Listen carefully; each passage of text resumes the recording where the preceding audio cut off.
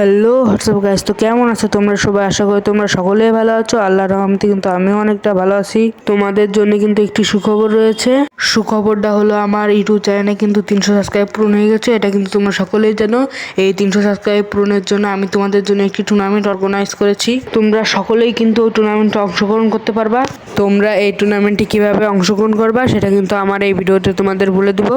তোমাদেরকে কাস্টমে ঢোকার জন্য বেশি কিছু করা লাগে না, খালি তোমরা কিন্তু আমি যে টাইমটা বলবো ওই টাইম মতো তোমরা আমার ইউটিউব চ্যানেলে চলে এসে লাইভে এসে তারপর তোমরা টুর্নামেন্টে ঢুকবা।